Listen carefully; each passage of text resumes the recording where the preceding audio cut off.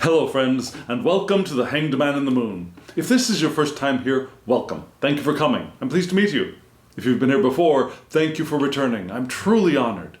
Friends, if you are a returning visitor, you know that this is my continued mini-series, my Back to Basics mini-series within the larger context of my deep dive into the Thoth system. And the Back to Basics mini-series, which is now a large, humongous series, I guess, was an opportunity for me and us to focus in on a limited number of cards. For this series, I've limited myself to only 3 tarot cards and 2 oracle cards. If you know me, in the past I've had, and I usually have, much larger spreads. But for this, I've limited myself. And I think it's been of benefit for me, and I hope it's been of benefit for you as well. And I've got a spread already laid out. But before we get to the spread, I'd like us to consider analysis. Yeah, analysis. What does analysis have to do with living an intentional life? Well, this is actually a topic that I feel very humble in front of because I'm not the best analyst in the world. And when I say that, I mean I've never been very deeply interested in analyzing things. And I know many of us are, and that's wonderful, and it's a great blessing. This week, we're pointing our attention towards analyzing. And how does that relate to living an intentional life? There are a few things that come to mind.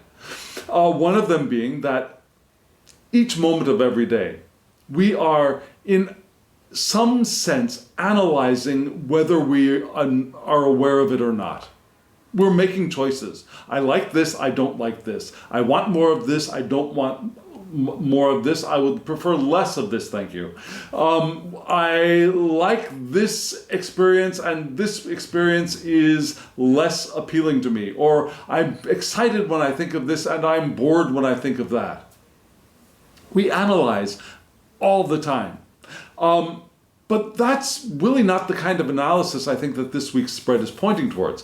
This week's spread is pointing towards our looking at those preferences, those likes, those dislikes, those things we're experiencing, and trying to figure out why we like them. What is the thing that we like? What is it about those things that we are drawn towards that are pleasing to us? And if we can break that down into their component elements, we might be less attached to the actual object we're focusing on and have a much broader potential of having things that match those aspects that we are pleased by.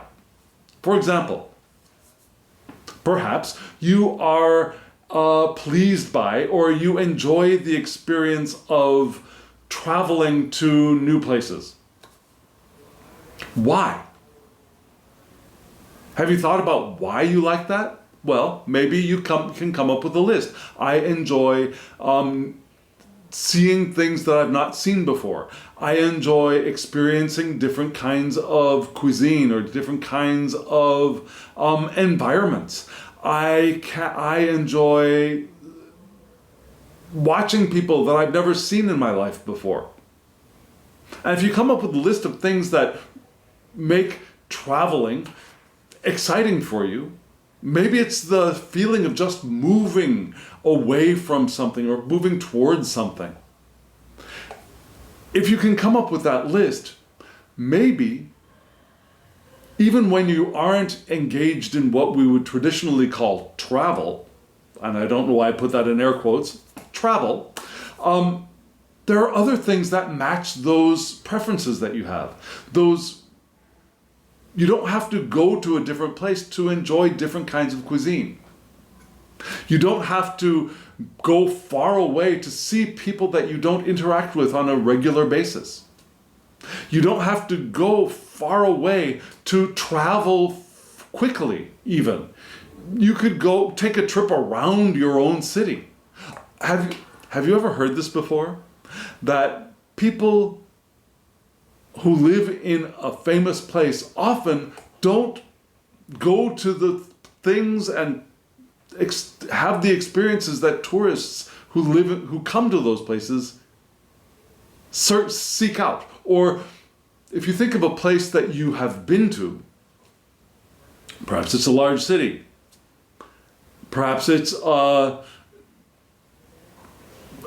don't know, a small city. Okay, so city. It's a city. You go to a city, and the things that you go to see are often things that people who live in that area take for granted and think, well, I'll go see it someday, and they don't take advantage of those opportunities within their own environment. Do you see what I mean? So you don't actually have to go far away to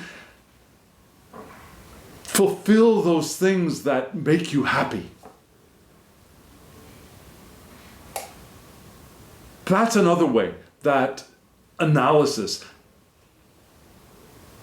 assists us in living our lives more intentionally. Because if we keep putting off, well, I love to travel, but I don't have time, I don't have the money, you come up with these don't haves that do two things. One, make you dissatisfied with the current moment, perhaps, or make you feel like I have to wait for the time when I can enjoy myself.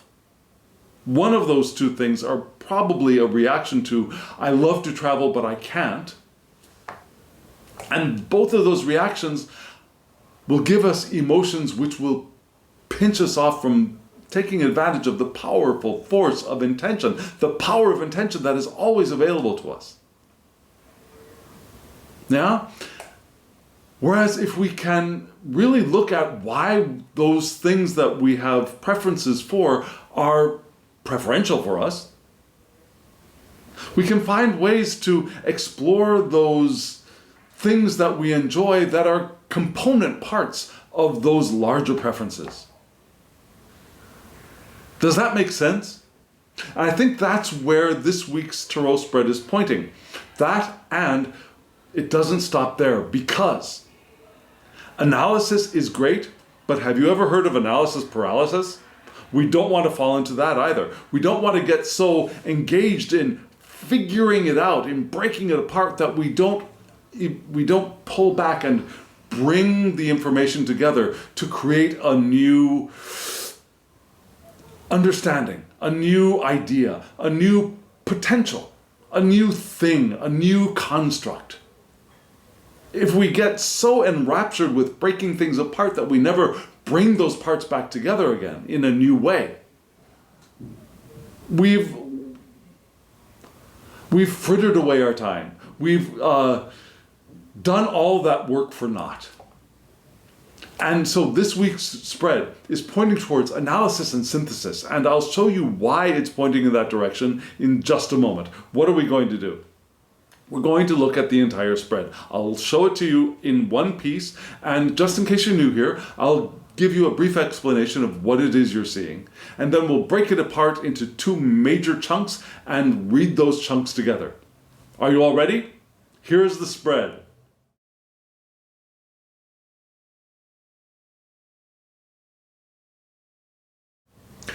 Did you see those cards? I've gone back to a traditional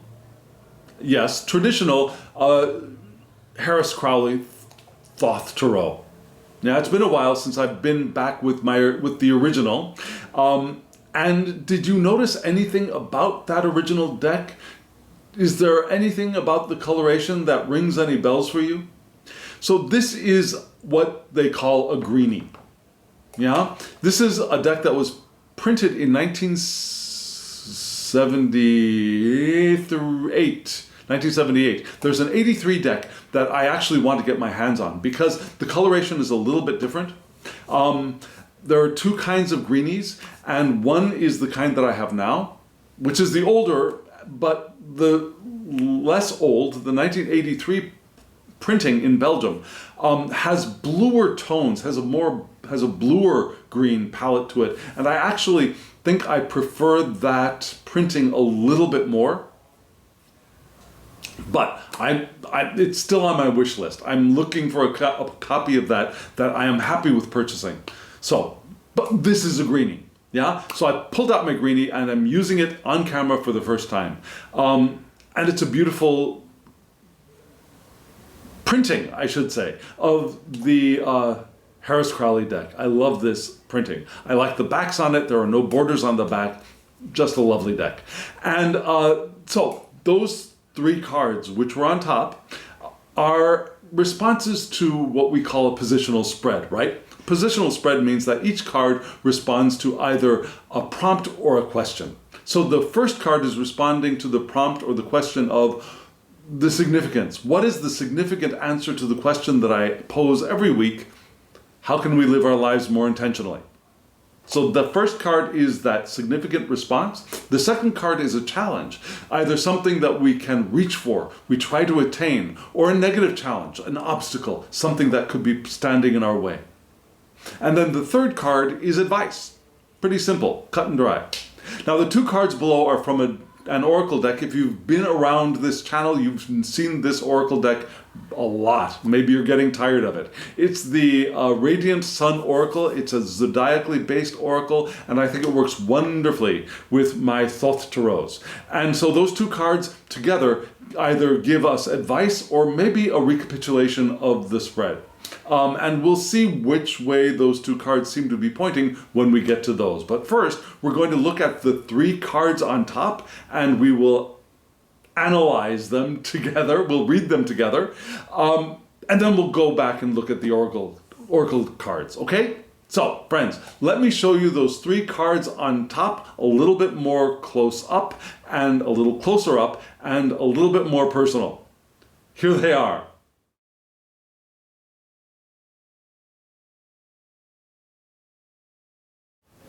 The colors on this deck are just fabulous, aren't they?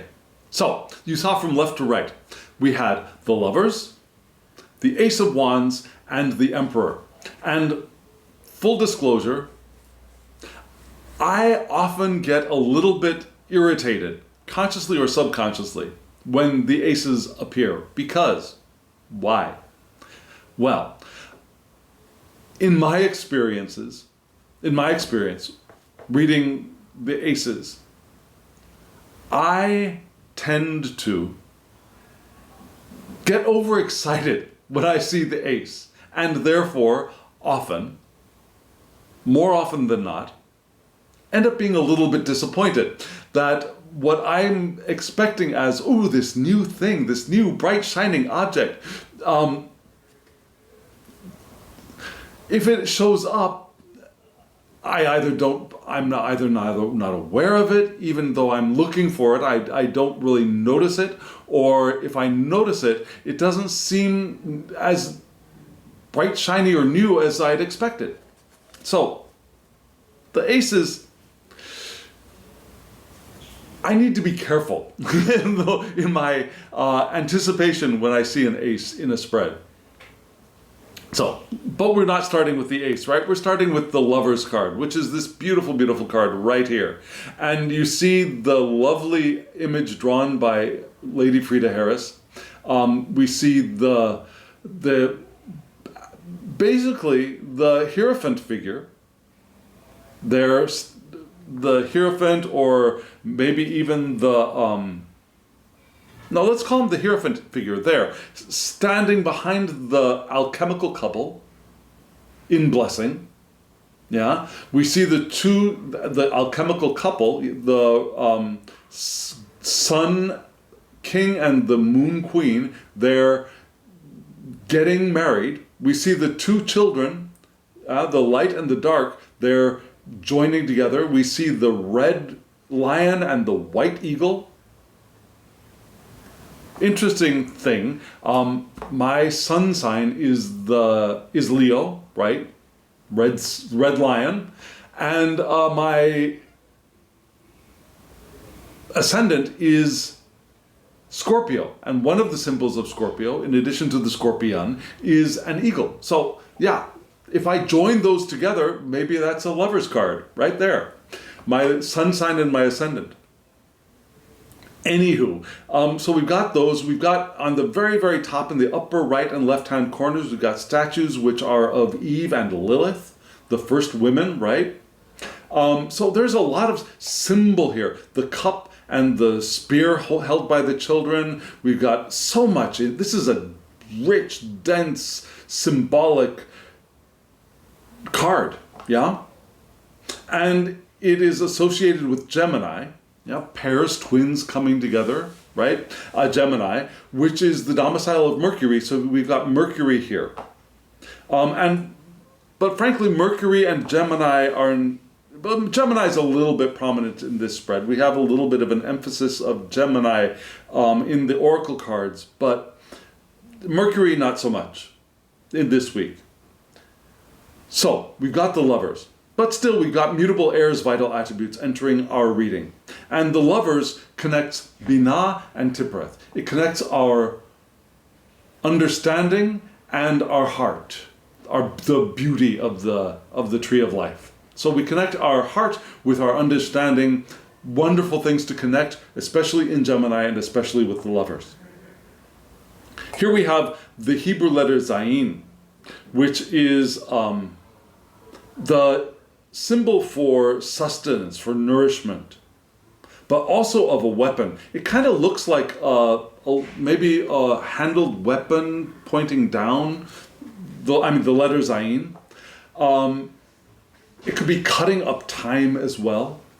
Yeah, the sword of time, splitting things up into like 7 days. The 7 years that 7 times adds up to the 49 years and the 50th year being Jubilee. Yeah, there are a lot of what seems to me to be divergent symbols associated with Zayin.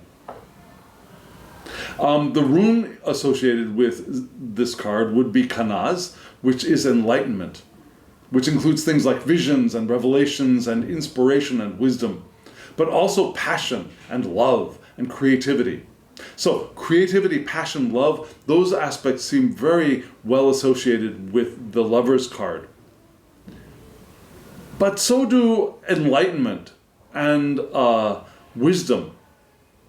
Because the Lover's card in Crowley's deck is about analysis and synthesis. It's not just the cutting up of things with Zayin, it's also the synthesis afterwards. We break things down into their constituent parts, we look at them, we see what they're about, and then we bring them together again, either into a new thing or into a reconstruction of what they were, right? So, broken apart, divided, considered, and then brought together is the idea of this card. And it could be in business, it could be relationships, or it could be self-analysis. The breaking apart, dividing, considering, and then bringing them back together, either in a new way or as a reconstruction, right? And this card is also a symbol of, or an image of, the chemical wedding of Christian Rosencrantz, which is the marriage of the Red King and the White Queen, which is symbolic of the union of aspects of the soul and enlightenment and spiritual alchemy. We also have the idea of the twins, the brothers, for this card because of Gemini. So understanding can only come from the synthesis of two identical things, and then, even though they appear different, we bring them into one.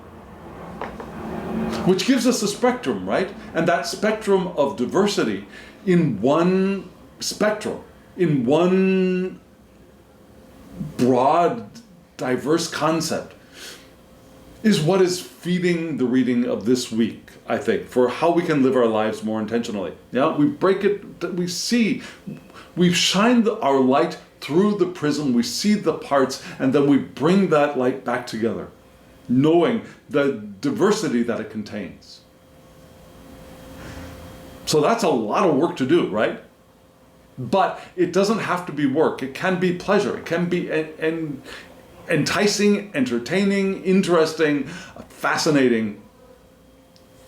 And it's perhaps in that bringing together that allows the next card to be our challenge card, which is this card, the Ace of wands, the Ace of Wands. I almost said Ace of Spades, which would actually be the Ace of Swords, which would, okay, never mind. So, the Ace of Wands. Beautiful card. You see that the flames shooting out of that wand mimic the tree of life, right? You see that? That's the intent behind the drawing of this card by Lady Frida Harris, that those flames shooting out of the wand indicate the tree of life. So we have this would be the first of 4 trees. This would be the highest tree. So this highest tree is all contained in this one ace. And by extension, the lower trees which flow from it would also be contained here as well, one would imagine. And it's called the root of will. Now, potential growth. But this potential is up to us to grasp. Yeah, we have unlimited energy. Doesn't that sound exciting? Unlimited energy for potential projects, for relationships, or for our own personal development, or for development of a project or something that we are doing in the physical world. But it requires commitment to bring it into reality. This potential is only potential, and we need to commit to it for it to be realized, right? True of all the aces, and particularly true here. We might expect a flash of inspiration, and that inspiration can come when we bring things together after the analysis of in the Lover's card, right? We bring them together and oh! Now that oh needs to be committed to, and that oh needs to be nurtured and nourished, but in that synthesis, that inspiration can reveal itself. Pure potential, which could go anywhere and do anything, is here. And remember, fire is a symbol of spirit. Now, so there are different ways that water can also be a symbol of spirit, that the depth of spirituality, the spiritual waters of the unconscious. But there's also the flame of inspired spirituality, right? One of the great exemplars of that might be Hildegard of Bingen, whose spiritual art is, rather than being deep and watery, to me is very bright and fiery spirituality. Like, if you're a Christian, we have the Pentecost, right? Pentecost, 50 days after the ascension of Christ into heaven, the Holy Spirit descends, and where Christ baptized with water, the Holy Spirit baptizes with fire, the fire of spirituality. So that's where we get that fire, baptism by fire, the fire of spirit. It's here being fire and spirit equated. So, abstract, and nothing may actually manifest through this. Even though there is energy, right now it's very abstract and it might not manifest, but if we want it, which might be a good thing, perhaps if we have too many things on our plate already, we don't want to add a new thing to it. Possible, absolutely possible. Sometimes we're inspired to do things that are not beneficial for us too, right? But if we're living our lives intentionally, we know that anything that we would be inspired to do when we are feeling the feelings of love, and we're feeling the feelings of joy, and we're feeling the feelings of satisfaction even, those inspirations will be beneficial for us. When we are feeling anger or irritation or unworthiness, the things that might be inspiring, what we might be inspired to do, could go either way. We could be inspired to do things that are not going to be beneficial to us. For example, binge eating to distract ourselves from feelings of unworthiness or feelings of disempowerment, right? It's not a beneficial thing for us to do in the long run. It's not actually going to help us rise up above those feelings of unworthiness or depression or powerlessness. Now, I'm not saying that it's not impossible. I'm not saying that it is impossible for us to be inspired to something that is beneficial when we are feeling depressed. That is also very possible. That's how a lot of us get out of depression in the first place. Notice I said us. Yes, a lot of us get out of depression in the first place with an inspiration. And it might be a little itty bitty flicker of something, but that's still a blessing. A spiritual, fiery blessing. Great or small. Have you ever experienced that? If you have, you know what I mean. If you haven't, blessings on you. Well, blessing on you that you've never been in a deep depression that has almost required some kind of a spiritual flash to bring you out of. Yeah? Okay, so that's what this card is all about. Not depression, but rather the fire of spirit. But it's abstract.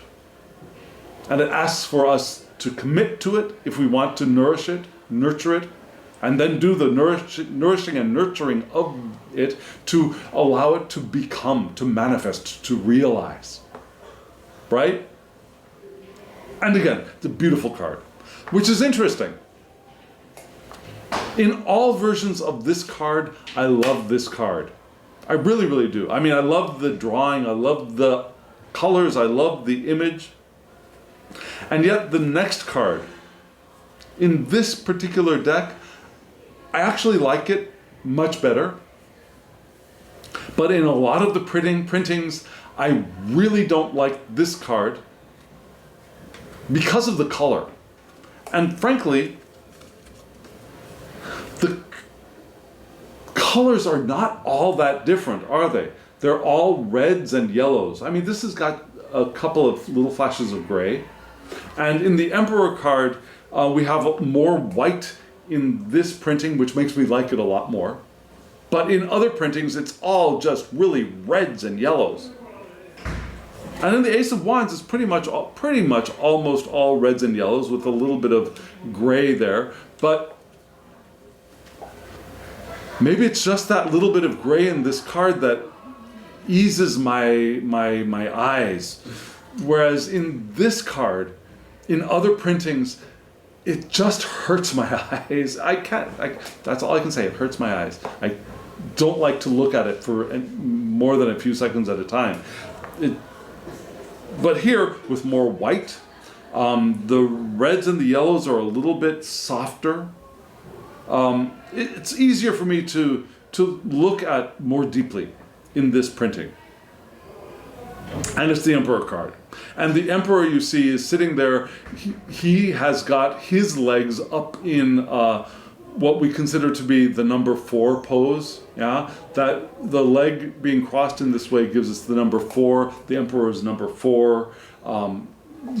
So the Emperor is holding a sphere of power in one hand and a scepter in the other. Right? We've got 2 rams there, giving us the symbol for Aries. We've also got the Lamb of Christ down there at the bottom, holding a banner, which is interesting for an Emperor card. We also have the shield. Didn't mention the shield. We've got bees which are symbols of productivity and nature here in the Emperor, on the Emperor's jacket, his tunic, jacket,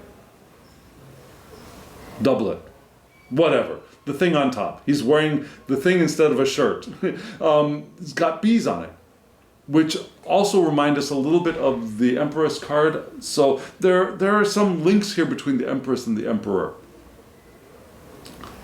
It's actually a beautiful drawing. It's just the quantity of red and yellow in most printings of this deck that hurt my eyes. It hurts my eyes. Okay, so we've got the Emperor associated with Aries, which is the domicile of Mars, and Mars is going to show up later on in the spread. So we have cardinal fire's vital attributes entering our reading. Now we have mutable air at the beginning with the lovers, and then with Aries we have cardinal fire. And we know that Aleister Crowley moved the Emperor on the Tree of Life, switched the Emperor and the Star card. So for this deck in particular, The emperor is on the path between Netzach and Yesod. Netzach, victory, Yesod, foundation. Seems actually like a good place for the emperor, frankly. Yeah? Between victory and of an empire and the foundation of the empire, good place for an emperor, right? Which would mean that the emperor is associated with the Hebrew letter Tzadeh, which kind of looks like a funky Y, and it's the symbol for a javelin or a fishhook. And because it's associated with Tzadeh, we also have the rune Berkana, which looks like a funky bee. Like a bee wearing a bullet bra, if that means anything to you. If it does, you're probably laughing. So Berkana is the rune for new beginnings, for fertility, for regeneration, for love affairs and birth. All lovely things. A little feminine, which is nice. Having a little bit of a female, of the more female aspects associated with the emperor is nice, because we know that whatever body we inhabit, we are not... Mini rant, I don't believe in the concept, I don't believe in gender beyond it as being a social construct that is no longer, and never was actually one purely accurately accurate. That's the word I want to say. Okay, so I don't believe in gender beyond it being a social construct that has never been accurate. Associating male bodies with social aspects has never been 100% accurate. And gender is social role. And it should have little to nothing to do with bodily structure. Now, there are genetic things which are sexual, like the ability to be impregnated or to impregnate, or to make milk or not make milk. Those things are biological and they're sex-based, and there's that. And some of us are able to do one or the other of these, and some of us are unable to do either of them, and that does not make us less of a person, right? Because I inhabit a female body that is not menstruating and is not producing babies and is not producing milk, does not mean that I am less of a person. Just because I'm in a male body that is not performing the function of creating babies and etc., does not mean that I'm less of a person, right? And having to associate a penis with things that we attribute to as masculine, or some with having a vagina and being feminine, that's a construct. That is not accurate. So, having aspects for this male presenting body that we consider to be feminine are wonderful things, I think. Because it gives depth and breadth to the emperor. So what are the things we're adding to the emperor? Fertility, regeneration, birth. So the emperor is able to birth things as well, can be fertile as well. And so this is a card of energy and ambition, of course, originality and vigor. And it doesn't mean you have to be in a male body to have all of those aspects, right? There are vigorous women, there are vigorous women. There are vigorous people inhabiting female bodies, or intersex bodies, or trans bodies, or cis bodies, yeah? The body has no relation to the ability to be vigorous and energetic and ambitious and original, just as it doesn't matter what body we inhabit, that we can't be nurturing and family-oriented and healing and open to the mysteries of nature, right? I hope we can all agree on that. So, This is the emperor of those things: energy, ambition, originality, vigor, a surge of energy, which is wonderful coming out of that Ace of Wands, right? So we have that flash of inspiration, we have the unlimited energy for potential, and here that energy is empowered, and that's the advice, is to follow that energy. Allow that energy to stoke our ambition and our vitality and express it. Allow it to burst out, to break into the open. Allow our willpower to engage with it in our own unique way. Now, the emperor, interestingly, is not the one who follows other people's rules. The emperor makes their own rules, especially in this deck.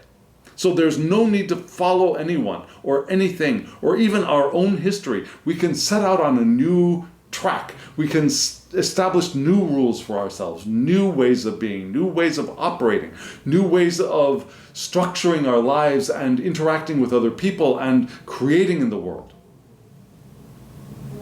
With our will, with our unique qualities. And our unique qualities that might be new to us now. After we've done the analysis and synthesis of the lovers and we've found inspiration, we might also find a new unique quality or aspect of self that we can now engage with and bring out into the world and create with. Does that make sense? So this is a powerful reading. I'm not sure if I'm up to it. I hope you are. I hope that this is meaningful for you, that you find that this will help you allow yourself to become. Right? Because I think this is what this is about. And the process of becoming might require us to do some of that analysis and synthesis at the beginning. And then it happens. And we nurture that happening, and we follow that happening, and we engage our will in that happening, our willpower, as we keep ourselves open to the powerful current of intention, which is always moving us forward and moving us with our own evolution into becoming the people who have the experiences that we want to have in the world. Right? So friends, we've got 2 cards for advice. Let me show you those 2 cards right now.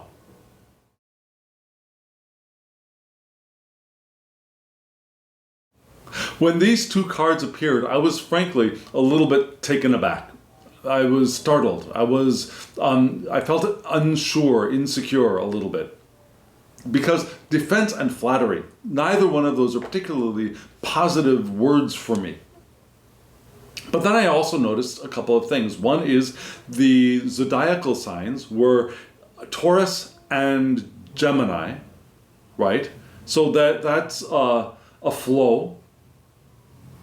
The advice card above was Aries. Aries, Taurus, Gemini, right? So we've got a little bit of a flow here in advice. So maybe this advice is an extension, perhaps? Where there's also a joining here, right? The first card is associated with Mars, and the second card is associated with Venus. So we have that couple here as well, between defense and flattery. So we have Mars in Aries, then we have Mars in Taurus, which is usually the home of Venus, and then we have Venus in Gemini, which is usually the home of Mercury, and then we have Mercury up there with the lovers in Gemini. So I guess these cards are more intertwined than I suspected at first, right? So let's start with this card, Defense. We see a mounted warrior, we see 3 mounted warriors, I should say, in a defensive stance, right? There's a coin up there. The coin is a Tauran coin, which is action with material possessions, working with the stuff around us. And then we see 6 swords up there on the upper, what is this? The upper right, correct? Upper right?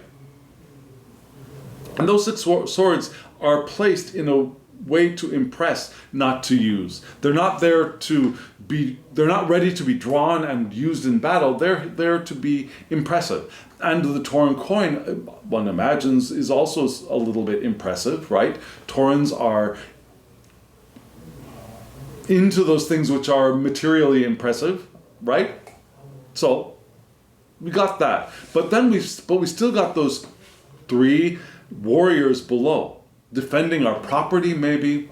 Well, what is it saying? It says that we may have to defend something that we value. And there might be some romantic aspects in this as well, which is a little bit surprising. So we might have to defend people that we value as well, maybe. Or maybe it's in that defense of things that we value that romance can take flight, maybe, I don't know. Still, we're asked to see the potential in ordinary things. We want to transform them with slow but continued encouragement, to transform things into objects of value.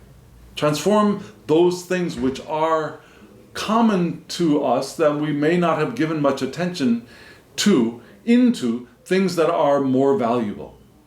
And to see the value of them more than we have in the present, up to the present. And some possible actions are indicated as well as increasing value, right? Profitable actions are indicated here. We can do things that will be of material benefit to us, as well as the value of things that we have and the things that we do can increase. So that's a lot of good stuff here, right? For a card named Defense. And that started off with our needing to defend something that we value, but maybe that's defense is not so much in like defending it from being taken away or destroyed, but rather defending it in the sense of showing how valuable it is. This is valuable. This is important. Defending its worthiness, right? Maybe that's what this is trying to say. And so this is joined with a card for flattery. And here we see what? We see the Janus figure, right? The god Janus, which has 2 faces, one pointing into the past, one pointing into the future. And according to this, here we are talking to one person and listening to another's conversation. Okay, I don't see that in the image, but that's what the creator of the deck says. Yeah, the plant here growing above and out of perhaps that medallion with the 2 faces in it, that plant is a symbol of Venus, is growth and multiplication. Like, okay, I don't really get that interpretation of this image, but let's go with it. So this card indicates that we need variety in love. And for us to settle down, we might want to settle down with someone who is changeable, who not changeable as in I like you, don't like you, like you, don't like you, like you, don't like you, but somebody who has a variety of interests and is able and is interested in doing this today and that tomorrow and something else in the third day, and someone who has changing interests and changing ways of being in the world. Or maybe we might want a variety of people in our experience. We might want a variety of friends. And those friends, we will want them to be witty in the long-term relationships and people that we can have good, stimulating conversations with. And yet we also need our freedom. Yeah, we need our freedom, like the emperor needs his freedom to be able to do the stuff that he wants to do in the world, the following not other people's rules or even his own rules from the past, but the freedom to become something new. And so we might end up saying or doing things to get attention. That's something we might want to be careful of. Yeah. We might be valuing words over deeds at the moment. And in that light, we also might have the urge to flatter people and tell white lies to make things more pleasant. And sometimes that might not be a bad thing, but we want to be cognizant of when we are doing it and why we are doing it, and if it's actually really for the benefit of the person we're talking to, or if we're just saying things so that we don't have to engage. Right? You understand that. We want friendly, smooth talk, which will help us achieve more than a competitive, argumentative state in the world. And yet we want to be careful of white lies and flattery, because we might be manipulative, or we might be behaving codependently. We might be using them in a negative way. Now, there are times when, yes, flattery is a wonderful thing. Especially if there's an essence of truth in it, flattery is a wonderful thing. And some flattery does come from an essence of truth, or an essence of, I see your potential. And sometimes a white lie is beneficial. That's why we call it a white lie. So I'm not defending lies. I'm just saying that sometimes not being harshly critical and not being frank all the time is beneficial, right? So that's something we want to keep in mind. Yeah, we want to increase the value of and see the value in the things around us. We want to defend those things that we see as valuable. This is valuable. Why is it valuable? We want to transform things, allow and create. And we also might want to have diverse experiences in the world at the same time. Yeah, we might want to engage with many different people, or one person that has diverse interests and diverse ways of speaking, and is interesting to us and gives us the chance for stimulating, deep, diverse conversation.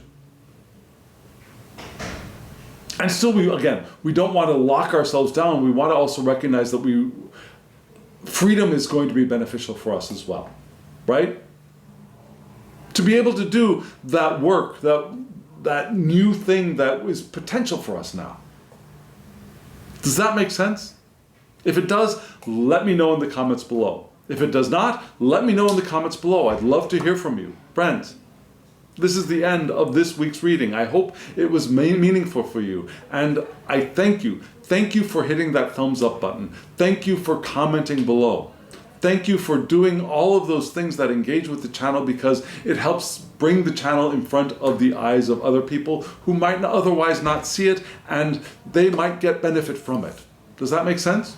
I hope it does. If you want a reading from me, I'm very happy to do that. My email address is below, thehangedmaninthemoon@gmail.com. Shoot me an email, we'll get you a reading. Or ask me in the comments below, we'll find a way to hook up, to link up, to get you your reading on another platform.